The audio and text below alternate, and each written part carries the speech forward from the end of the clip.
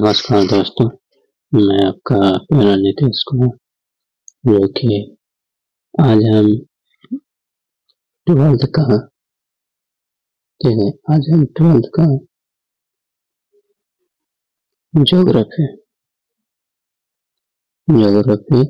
Chapter जो कि 12th का ज्योग्राफी केमिस्ट्री अध्याय 1 का मानव भूगोल, इसके बारे में बात करेंगे, जो कि 50 ऑब्जेक्टिव VVI क्वेश्चन है। ठीक है, VVI, और ये हमारा कॉन्टेक्ट नंबर है, आप इस पे हम बात कर सकते हैं। ठीक है, चलिए अगला क्वेश्चन देखते हैं। मानव भूगोल किसका अध्ययन करता है? मानव भूगोल जो है किसका अध्ययन करता है? पृथ्वी का अंतरिक्ष संरचना का अध्ययन करता है, या मनुष्य एवं पर्यावरण के पारस्परिक संबंध को, या वायुमंडलीय परिवर्तन को, या महासागरों का विवर्तन? तो हमारा सही उत्तर क्या हो जाएगा? तो मानव एवं पर्यावरण के परस्पर संबंध। ठीक है, ये हमारा आंसर हो जाएगा। चलिए अगला क्वेश्चन देखते हैं।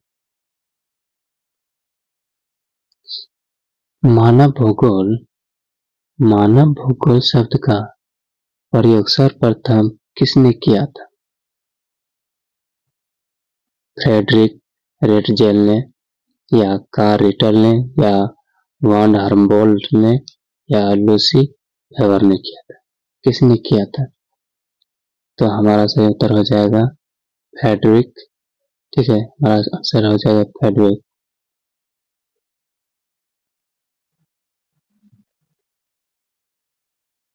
ये आंसर हो जाएगा हमारा। ठीक है,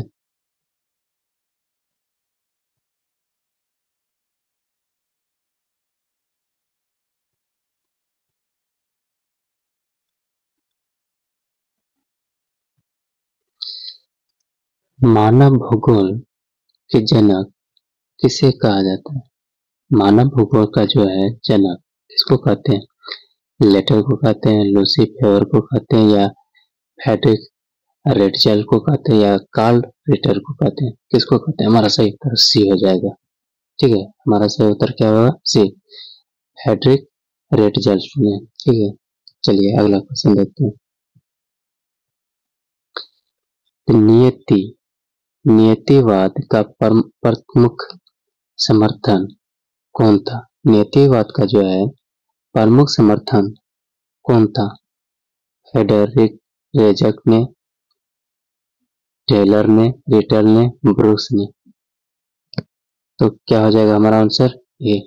हमारा आंसर ए हो जाएगा, फ्रेडरिक रेटजेल ने। चलिए अगला क्वेश्चन देखते हैं।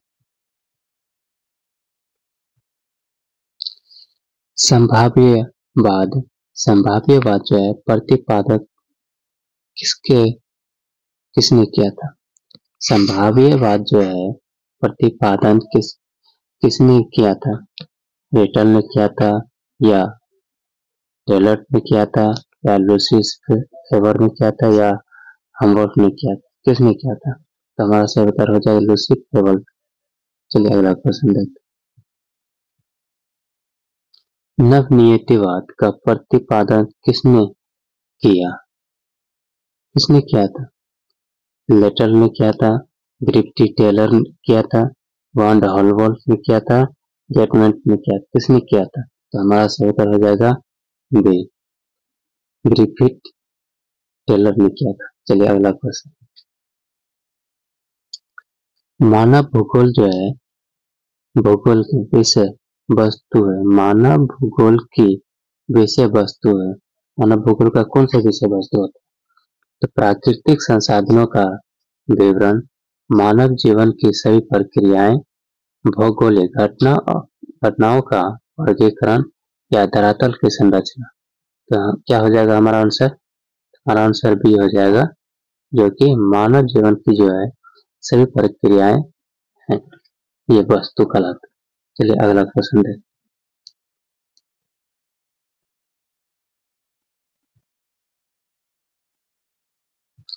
मानव भूगोल का मूल्य आधार क्या है? मानव भूगोल का जो है मूल्य आधार क्या है?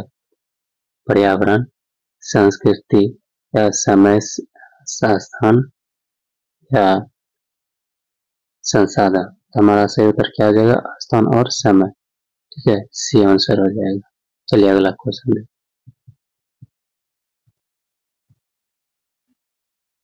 मानव भूगोल किस विज्ञान से सर्वाधिक संबंध है? मानव भूगोल जो है किस विज्ञान से सर्वाधिक संबंधित है?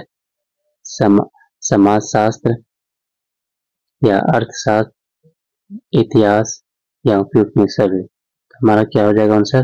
डी, उपयुक्त में सभी।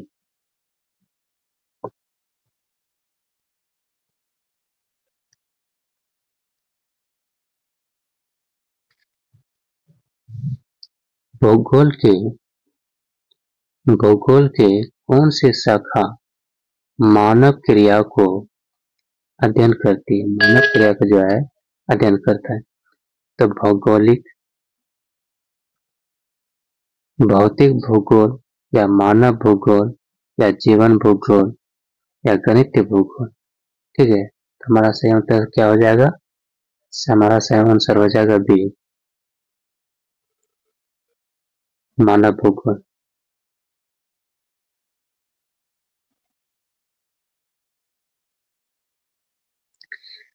नियतिवाद को और किस नाम से जाना जाता है?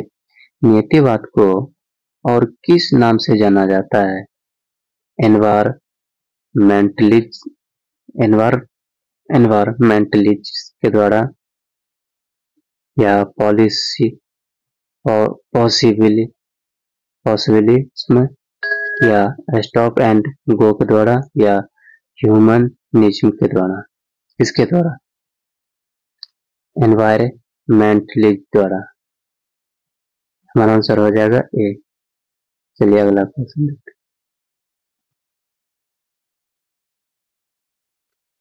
हैं। स्टॉप एंड गो नियतिवाद किससे संबंधित है? ये जो है स्टॉप एंड गो नियतिवाद जो है ये किससे संबंधित है? रेटजेल्ट के द्वारा, टेलर द्वारा, लूसी फेवर के द्वारा या रिटेल के द्वारा। हमारा आंसर हो जाएगा बी। हमारा आंसर हो जाएगा बी। ठीक है,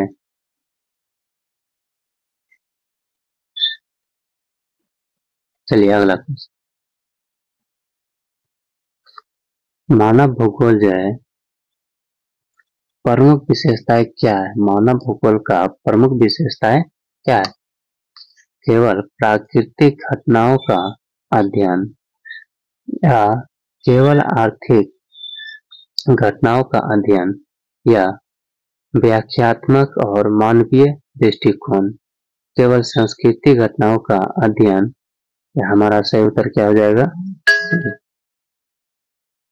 ठीक है, हमारा सही उत्तर हो जाएगा सी, व्याख्यात्मक और मानवीय दृष्टिकोण।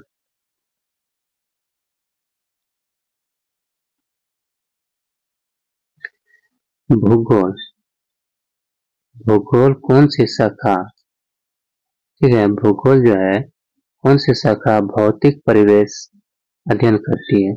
मानव भूगोल, गणितीय भूगोल, संस्कृति भूगोल या प्रकृति भूगोल। ठीक है, हमारा आंसर क्या हो जाएगा? प्रकृति भूगोल डी। चलिए अगला क्वेश्चन है। नीतिवाद जो है नीतिवाद के अनुसार पर्यावरण मानव जीवन को नियंत्रित करता है या मनुष्य पर्यावरण को नियंत्रित करता है या मनुष्य और पर्यावरण दोनों स्वतंत्र है या इनमें से कोई नहीं। तो हमारा आंसर क्या हो जाएगा? ए। ठीक है, पर्यावरण मानव जीवन को नियंत्रित करता है। पर्यावरण जो है मानव जीवन को नियंत्रित करता है। चलिए अगला प्रश्न। संभाव्यवाद के अनुसार केवल पर्यावरण मानव को नियंत्रित करता है या मानव पर्यावरण की संभावनाओं को उपयोग करता है या मनुष्य और पर्यावरण का कोई संबंध नहीं है, इनमें से कोई नहीं। हमारा आंसर हो जाएगा बी, तो मानव पर्यावरण की संभावनाओं को उपयोग करता है। ठीक है, ये हमारा आंसर हो जाएगा। चलिए अगला क्वेश्चन। मानव भूगोल का उद्भव उद्भव किससे हुआ था? मानव भूगोल का जो है उद्भव किससे हुआ था? प्रकृति के अध्ययन से, प्राकृतिक विज्ञान से, समाज विज्ञान से, उपयुक्त में सभी। तो हमारा आंसर हो जाएगा उपयुक्त में सभी, डी आंसर।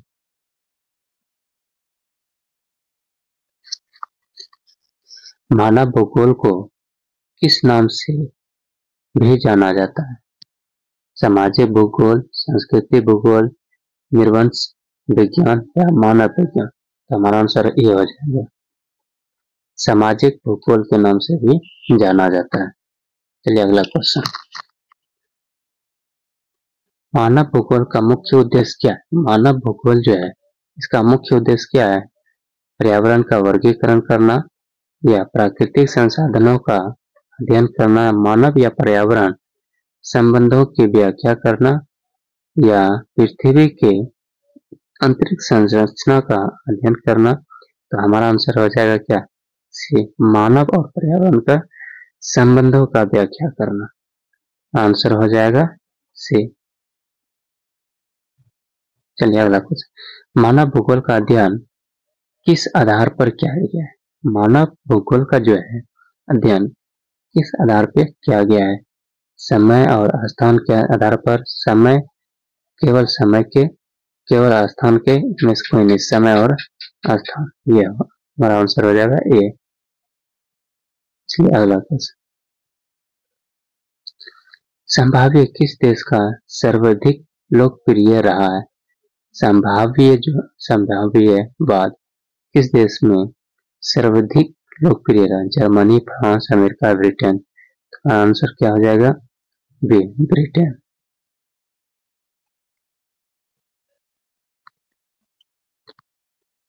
मानव भूगोल को किस प्रकार का विज्ञान माना जाता है? मानव भूगोल जो है किस प्रकार का विज्ञान माना जाता है? सामाजिक विज्ञान, भौतिक विज्ञान, मानविकी विज्ञान या तकनीकी विज्ञान। तो हमारा आंसर क्या हो जाएगा? ए, सामाजिक विज्ञान। चलिए अगला क्वेश्चन। नवनियतिवाद में किसका समन्वय है? नवनियतिवाद में जो है किसका समन्वय है? नियतिवाद और संभाव्यवाद, समाजशास्त्र और इतिहास, प्राकृतिक भूगोल और गणित, इनमें से कोई नहीं। तो आंसर हो जाएगा ए, नीतिवाद और संभाव्यवाद। ये हो गया आंसर। चलिए अगला प्रश्न। किस दृष्टिकोण में कहा गया है कि मनुष्य प्रकृति का दास है? मनुष्य जो है प्रकृति का दास है, किस दृष्टि में कहा गया है? नीतिवाद में कहा गया है, या संभाव्यवाद में कहा गया है, या नवनियतिवाद में कहा गया, या मानववाद में कहा गया? किसमें कहा गया है? तो हमारा आंसर हो जाएगा ए, नियतिवाद। किस दृष्टिकोण में कहा गया है कि मनुष्य की प्रकृति का स्वामी है? मनुष्य जो है प्रकृति का स्वामी है, किस दृष्टिकोण में कहा गया है? नीतिवाद में कहा गया है, संभाव्यवाद में कहा गया है, या नवनियतिवाद में कहा गया है, मानववाद में कहा गया है? तो हमारा आंसर हो जाएगा बी, संभाव्यवाद में कहा गया है। मानव भूगोल के प्रमुख शाखा कौन सी है? नहीं, मानव भूगोल का जो है, मानव भूगोल का प्रमुख शाखा कौन सी नहीं है? आर्थिक भूगोल, सांस्कृतिक भूगोल, भौतिक भूगोल या राजनीतिक भूगोल। तो हमारा आंसर हो जाएगा सी, भौतिक भूगोल।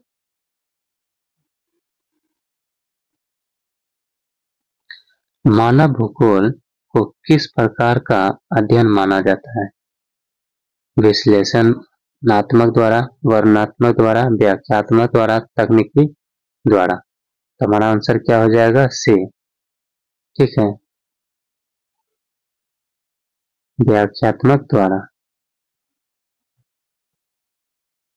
चलिए हमारा दूसरा क्वेश्चन है, किस विचारक ने मानव भूगोल को पृथ्वी की सतह और मानव समाजों के बीच संबंधों का समग्र अध्ययन कहा गया है? कहने का मतलब है कि मानव भूगोल जो है, ठीक है, मानव भूगोल जो है पृथ्वी की सतह और मानव समाज के बीच संबंधों का अध्ययन कहा है।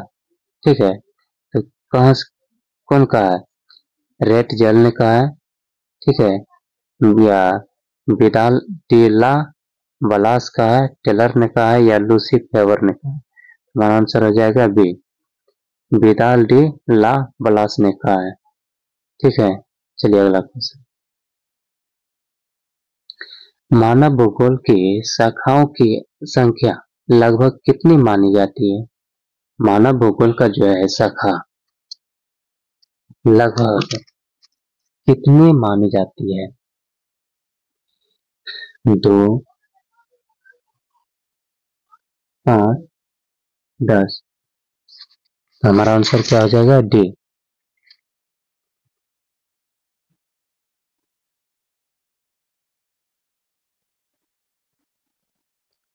मानव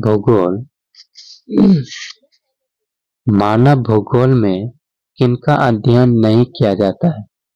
आर्थिक गतिविधियों द्वारा, सांस्कृतिक गतिविधियों द्वारा, या पर्वतीय निर्माण प्रक्रिया द्वारा, या राजनीतिक गतिविधि द्वारा? तो हमारा आंसर क्या हो जाएगा? सी, पर्वतीय निर्माण प्रक्रिया द्वारा। चलिए अगला क्वेश्चन, नीतिवाद की आलोचना क्यों हुआ? नीतिवाद का जो है आलोचना क्यों हुआ है? यह केवल मनुष्य पर बल देता है, यह केवल पर्यावरण पर बल देता है, यह सामाजिक कारकों की अपेक्षा करता है, या ए, या बी और सी दोनों? तो हमारा क्या आंसर हो जाएगा? डी। हमारा डी आंसर हो जाएगा।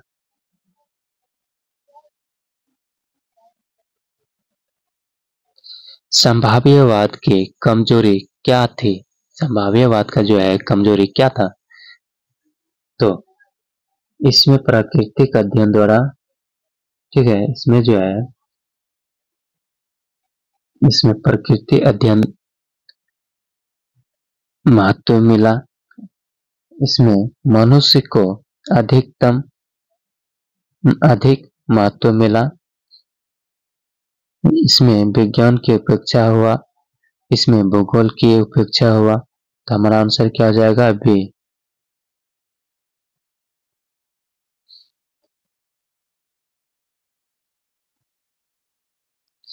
मानव भूगोल में अध्ययन की मूल इकाई क्या है?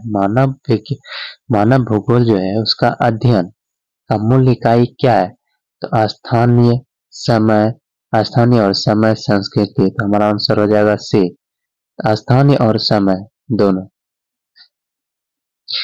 स्टॉप एंड गो किस दृष्टिकोण से जुड़ा हुआ है? संभाव्यवाद, नवीयवाद, नियतिवाद, मानवीयवाद? तो हमारा आंसर हो जाएगा बी, नवनीतिवाद। नवनीतिवाद को किस अन्य नाम से जाना जाता है? किस से अन्य नाम से जाना जाता है? स्टॉप एंड गो नीतिवाद, संभाव्य नीतिवाद, सामाजिक नीतिवाद, संस्कृति नीतिवाद? हमारा क्या आंसर हो जाएगा? ए, स्टॉप एंड गो नीतिवाद। चलिए अगला क्वेश्चन, मानव भूगोल प्रकृति और मानव का समन्वय है, यह किसका मतलब है? टेलर का, या विदाल डी ला ब्लॉक्स का, लूसी फेवर का, या रेट जेल के द्वारा? तो हमारा आंसर हो जाएगा बी, विदाल डी ला ब्लॉक्स के द्वारा। मानव प्रकृति की संभावनाओं का उपयोग करके अपने जीवन को बेहतर बनाना बनाता है, यह किस दृष्टिकोण से संबंधित है? नीतिवाद से या संभाव्यवाद से, नव नीतिवाद से, मानववाद से? हमारा आंसर हो जाएगा बी, संभाव्यवाद से।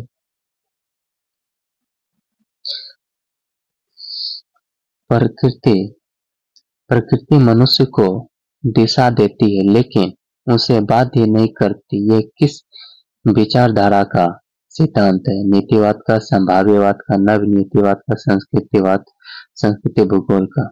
हमारा आंसर हो जाएगा सी, नव नीतिवाद का।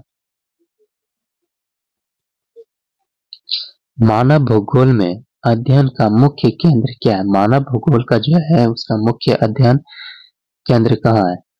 तो धरातल की अंतरिक्ष संरचना या जलवायु, जलवायु मौसम के द्वारा, या मानव और उसकी क्रिया के द्वारा, या वायुमंडलीय द्वारा? तो हमारा आंसर हो जाएगा सी, मानव और उसका क्रिया है।